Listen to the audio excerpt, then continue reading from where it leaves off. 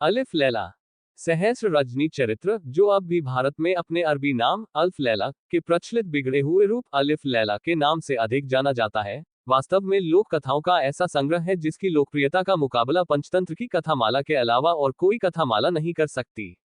अरबी साहित्य इतिहास के लेखक प्रोफेसर ए निकलसन के कथनानुसार यूरोपवासियों में कुरान से भी अधिक जिस अरबी साहित्य को जाना जाता है वह अल्फ लैला ही है। अरबी में अल्फ का अर्थ है 1000 और लैला का अर्थ है रात। इस लिहाज से इस कथामाला का हिंदी नाम सहस्र रजनी चरित्र बहुत उपयुक्त अनुवाद है। प्रोफेसर निकलसन ने 10वीं शताब्दी ईस्वी के अरब लेखक और इतिहासकार मसूदी के हवाले से कहा है कि अल्फ लैला की कथामाला का आधार फारसी की प्राचीन कथामाला हजार अफसाना है। अल्फ लैला की कई कहानियां जैसे मछुआरा और जिन, कमरुज्जमा और बदौरा आदि कहानियां सीधे हजार अफसाना से जैसी की तैसी ली गई हैं। निकलसन के अनुसार सबसे अधिक कल्पनाशील कथाएं यही हैं, शेष कहानियां जो अरब स्रोतों से आई हैं उनमें हास्यजनित मनोरंजन का तत्व अधिक है। निकलसन और मसूदी का अपना एक विशेष दृष्टिकोण हो सकता है। मेरे विचार से जिसे इन लोगों ने कल्पनाशीलता का नाम दिया है वह जादू टोने के बल खड़ा हुआ कल्पना का महल है। जिन अरब स्रोतों की कहानियों को इन लोगों ने हास्यात्मक मनोरंजन कहा है, मेरे विचार से वे आधुनिकता के अधिक समीप हैं। ये सही है कि उनमें मानव मन की किन्हीं गहराइयों के दर्शन नहीं होते, किंतु उनमें मिलने वाले उन्मुक्त वर्णन में हमें तत्कालीन समाज की जो झलकियां मिलती हैं वे उस समय के सामाजिक जीवन और सामाजिक मान्यताओं का अच्छा दिग्दर्शन कराती हैं। मैं इस पर बाद में कुछ कहूंगा, यहां मुझे सिर्फ यही कहना है कि जादू टोने का सहारा पुराने कथाकार केवल इसलिए लिया करते थे कि स्वाभाविक वातावरण में श्रोताओं के कौतूहल को कायम रख सकें। ऐसा मालूम होता है कि पुराने ईरानी कथा साहित्य का लगभग पूरा आधार ही जादू टोने पर स्थापित है।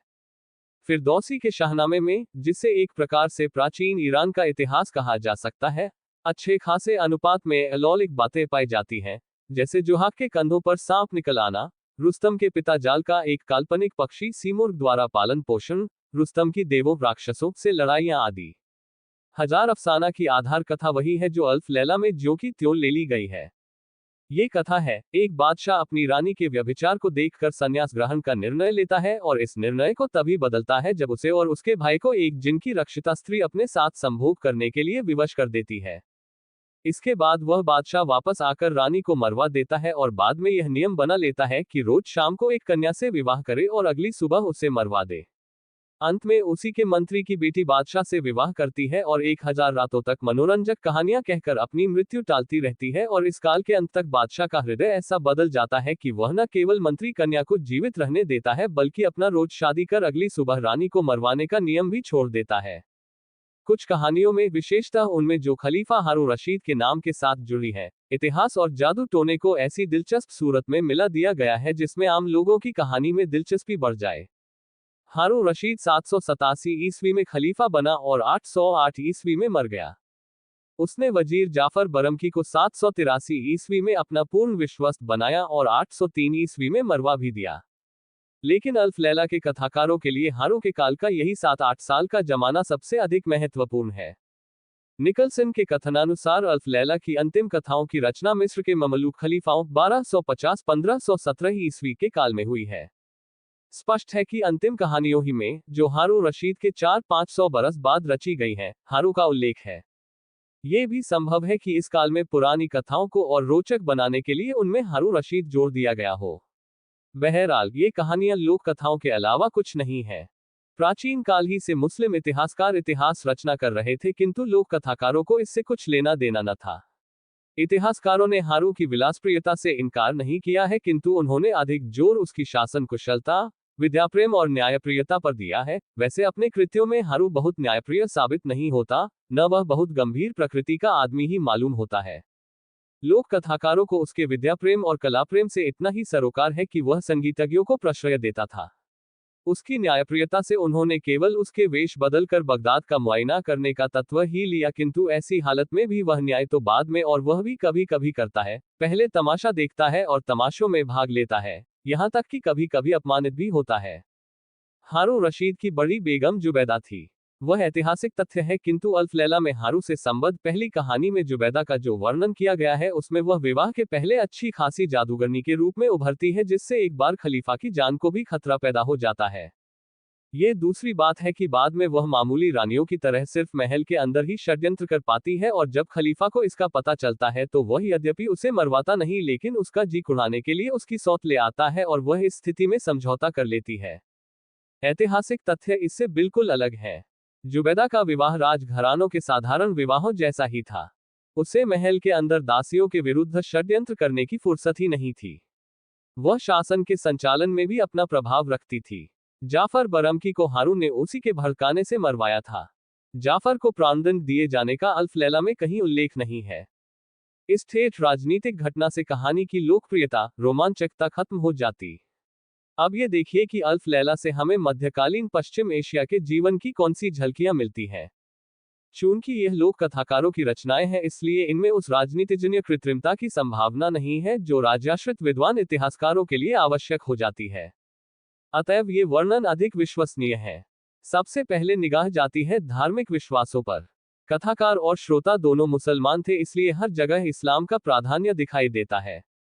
हिंदुस्तान के वर्णन में सारा समाज मुसलमान दिखाई देता है, यहाँ तक कि बंगाल यंत्रचालित घोड़े की कहानी में भी, जिसे हिंदुस्तान से अलग समझा गया है, राज परिवार मुस्लिम ही है और संभवतः प्रजा में भी गैर मुस्लिम लोग लगभग नहीं के बराबर हैं। हाँ, श्रीलंका में सिंदबाद की कथा तथा एक आध जगह और मूर्ति पूजकों का उल्लेख जरूर मिलता है। ज्ञातव्य बात यह है कि इन कहानियों में अरबों तथा मूर्ति पूजक लोगों में कोई संघर्ष नहीं दिखाई देता। इसका एक संभव कारण दक्षिण भारत में अरबों का प्रवास हो सकता है। उत्तर भारत में मुस्लिम आक्रमण तुर्किस्तान और अफगानिस्तान ही से हुए, जिनका अरब मानस पर संभवतः कोई प्रभाव नहीं पड़ा। दोनों जातियों में राजकीय स्तर ही पर सही, पूर्ण सहयोग और सौहार्द दिखाई देता है। कहानियों के मुसलमान नायकों का धार्मिक संघर्ष केवल अग्निपूजकों से होता है। मुसलमान राजाओं के राज्यों में भी अग्निपूजक दिखाई देते हैं जो अपने आराध्य देव अग्नि को मुसलमानों की बलि देते हैं, और तारीफ की बात यह है कि मुस्लिम शासकों को इसका पता भी नहीं चलता है, क्योंकि ये अग्निपूजक ये काम बहुत गुप्त रूप से करते हैं। हाँ, उनका अपराध ज्ञात होने पर उनको जबरन मुसलमान बना लिया जाता है। अग्निपूजक उस काल में केवल जरथुस्त्र मतावलंबी पारसी ही थे। उक्त धर्म में नरबली का कहीं विधान नहीं है। ये बात जरूर है कि 13वीं-14वीं ईस्वी शताब्दी में अग्निपूजक जहां भी थे वे मुसलमानों को, जिन्होंने उन्हें अपना देश छोड़ने को विवश किया था, बहुत ही नापसंद करते थे और उनसे कोई सामाजिक संबंध नहीं रखना चाहते थे। ये भी याद रहे कि सारी धार्मिक कट्टरताओं के बावजूद ईसाइयों और यहूदियों के मुसलमानों से व्यापारिक संबंध थे और ये लोग मुसलमानों के बीच घुल मिल कर रहते थे। मुसलमान भी अन्य धर्मावलंबियों की अपेक्षा ईसाइयों और यहूदियों को उनके एकेश्वरवाद और दैवी ग्रंथ पर विश्वास, अहले किताब होने के कारण अधिक क्षम्य समझते थे। अग्निपूजकों को इसी अलगाव के कारण आम मुसलमानों ने अपनी कल्पना में बहुत नीची जगह दी थी और उनकी दुष्टता की कहानियां गढ़ ली थी। हबशियों का जहां भी उल्लेख आया है, गुलामों ही के रूप में आया है। इसमें आश्चर्य की कोई बात नहीं है। 19वीं शताब्दी के मध्य तक अफ्रीका वासियों को सारे संसार में इसी रूप में देखा जाता था। साथ ही उन्हें बड़ा ओछा भी दिखाया गया है। जाफर का गुलाम, जिसे खाने पीने की कोई तंगी नहीं हो सकती थी, बालक के हाथ से सेब छीन कर भागता है। जल्लाद का काम करने के लिए भी हबशी रखे जाते थे। ताज्जुब की बात यह है कि व्यभिचारिणी स्त्रियों की काम पिपासा शांत करने के लिए भी हबशी ही प्रयुक्त किए गए हैं। यूं तो गोरे रंग के गुलाम भी बाजारों में खूब बिकते थे, किंतु बेगमों को हबशियों के अलावा कोई पसंद ही नहीं आता था। यहाँ तक कि एक कथा मछुआरा और जिंद में परम शक्तिशालिनी जादूगरनी मलिका अपने हबशी गुलाम पर ऐसी आसक्त दिखाई गई है कि उसकी लगातार खुशामद किया करती है और उस गुलाम के घायल और बोलने से लाचार होने पर बरसों तक उसकी शुश्रूषा करती रहती है। इसका कारण केवल यही नहीं मालूम होता कि हबशी लोग आम अरबों से शारीरिक रूप से अधिक पुष्ट होते थे। इसकी जड़ में यह बात दिखाई देती है कि कथाकार को जहां भी किसी स्त्री की दुष्टता को उभारना होता है, वहीं उसका संबंध किसी हबशी से करा दिया जाता है, क्योंकि तत्कालीन अरब समाज में हबशियों को नर पशु से अधिक नहीं समझा जाता था। जहां मधुर प्रेम संबंध दिखाए गए हैं, वहां मुसलमान शहजादों या धनाढ्य लोगों की भी नमाज दिखाई गई है, किंतु आम लोगों और निर्धनों की नमाज का उल्लेख नहीं के बराबर है। ये स्थिति आज की स्थिति से भिन्न है, क्योंकि आज मुसलमानों में नमाज के पाबंद गरीब ही अधिक दिखाई देते हैं। हज का उल्लेख भी कहानियों में एक आध जगह ही प्रकारांतर से हुआ है। उसका कोई विवरण नहीं दिया गया है, जबकि शाही महलों और जादू के महलों की सजावट के वर्णन में पृष्ठ के पृष्ठ रंग दिए गए हैं। हाँ, एक इस्लामी विश्वास जरूर उभर कर आता है। वो ये कि इस्लाम में आत्महत्या जघन्य अपराध समझी गई है। कई कहानियों में नायक निराश होकर आत्महत्या की बात सोचता है, फिर इसे घोर पाप समझकर रुक जाता है। यह इस्लामी मान्यता कथा के प्रवाह को आगे बढ़ाने में बड़ी सहायक सिद्ध हुई है और इसीलिए इसका खूब सहारा लिया गया है। किंतु इस्लामी मान्यताओं ने मदिरापान पर कहीं रोक नहीं लगाई। राजा हो या रंक, अगर उन्हें पेट भर खाने को मिलता है तो कुछ देर बाद शराब जरूर पीते हैं। शराब के साथ अनिवार्य रूप से फल और मिठाई खाने का रिवाज भी आम है। हर सम्मानित अतिथि का स्वागत सामिश भोज्य पदार्थों और फिर मदिरा से किया जाता है। इस्लाम में शराब और हर तरह के नशे की मनाही है, किंतु ये धार्मिक निषेध किसी कहानी में प्रकारांतर से भी उल्लिखित नहीं हुआ है। तत्कालीन मुस्लिम समाज स्पष्टतः ही मद्यपान को बुराई समझना छोड़ चुका था। इसी तरह कोई हंसी खुशी का मौका नाच गाने के बगैर नहीं होता। बादशाहों और खलीफाओं के यहाँ तो ये दैनिक कार्यक्रम में शामिल है ही। आम लोग भी जहाँ खुशी मनाते हैं वहाँ नाच गाना जरूर होता है, और इस सिलसिले में इस बात का जिक्र तक नहीं होता कि इस्लाम ने नृत्य, संगीत, कविता, ईशभक्ति के काव्य के अतिरिक्त आदि का निषेध किया है। सामाजिक प्रतिष्ठा के प्रथम सोपान पर स्वभावतः ही बादशाह, शहजादे और वजीर दिखाई देते हैं, लेकिन उसके बाद व्यापारियों ही का नंबर आता है। बड़े व्यापारी, विशेषतः जौहरी, तो अति प्रतिष्ठित हैं ही, मामूली व्यापारी भी और लोगों से अधिक प्रतिष्ठित हैं। इसे मध्य पूर्व के सारे सामाजिक जीवन की विशेषता समझना चाहिए। समुद्री व्यापार का महत्व स्थलमार्ग के व्यापार से भी अधिक है। सभी जहाजों के कप्तान बादशाहों की दृष्टि में भी प्रतिष्ठित हैं। व्यापारी वर्ग को अतिशय ईमानदार माना गया है। वे लोग बरसों बाद भी खोए हुए व्यक्ति की धरोहर ज्यों की त्यों वापस कर देते हैं और मालिक के आग्रह करने पर भी उसमें से थोड़ा सा हिस्सा भी नहीं लेते। एक कहानी में धरोहर को हथियाने वाले व्यापारी को दिखाया गया है, किंतु उसकी घोर दुर्दशा भी दिखाई गई है। इसके विरुद्ध पुलिस वालों और अन्य राजकर्मचारियों को कहीं भी ईमानदार नहीं दिखाया गया है। वे तभी तक ईमानदारी से काम करते हैं जब तक तात्कालिक दंड का डर रहता है। इस वर्ग का चरित्र और प्रतिष्ठा व्यापारी वर्ग से बिल्कुल उल्टी दिखाई देती है। बाद के जमाने की ईरान की कहानियों और नाटकों में भी व्यापारी वर्ग को राजकर्मचारी वर्ग से कहीं अधिक प्रतिष्ठित दिखाया गया है। यह मान्यता भारत के सामंती काल के समाज की मान्यताओं से बिल्कुल उल्टी है। हाँ, सारे संसार के सामंती समाजों की भांति मध्य पूर्व के सामंती समाज में भी मजदूरों, हस्तशिल्पियों आदि का मान बहुत कम है, यानी गुलामों से कुछ ही अधिक है। प्राकृतिक तथा अन्य दृश्यों में पहाड़ों, नदियां, वनों आदि का उल्लेख तो हर देश की कथाओं में है, किंतु अल्फ लैला में जिस प्रकार से हर कहानी में बागों, नहरों और पालतू जानवरों और चिड़ियों का वर्णन है, उससे यह मालूम होता है कि ये चीजें उस जमाने में वहां आम लोगों की पहुंच के अंदर थी, यानी वे लोग इन चीजों के बारे में इतना जानते थे कि उनके विशद वर्णन से आनंद उठा सकें। शहरों की सूरत ऐसी ही दिखाई देती है जैसी मध्य युग में हर देश के शहरों की थी। तंग गलियों में मामूली मकानों के साथ साथ बने हुए भव्य भवन, जिनके बाहरी दरवाजों पर कोई शान शौकत नहीं दिखाई देती, इन शहरों की विशेषता है। भारत के वाराणसी तथा अन्य पुरानी बस्तियों में भी शहरों की ऐसी ही सूरत दिखाई देती है। हास्यात्मक कथाओं में हास्य अधिकतर बादशाहों और सामंतों के आम आदमी की मूर्खताओं पर हंसने या अपने मनोरंजन के लिए उन्हें बेवकूफ बनाने तक ही सीमित मालूम होता है। शिष्ट हास्य इन लोक कथाकारों की पहुंच के बाहर मालूम होता है।